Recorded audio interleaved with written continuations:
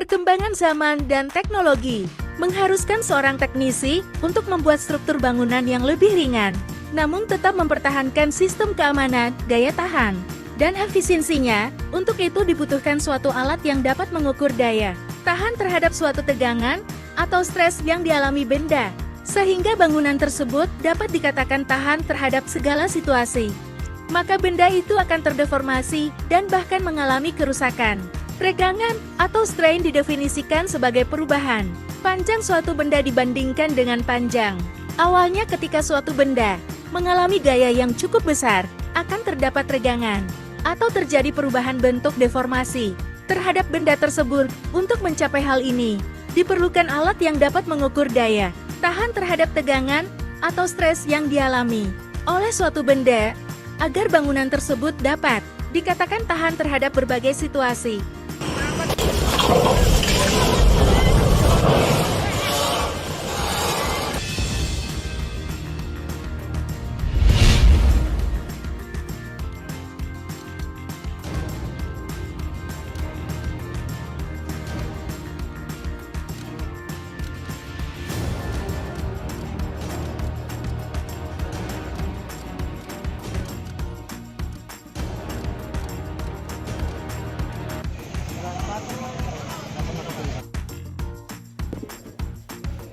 Assalamualaikum warahmatullahi wabarakatuh.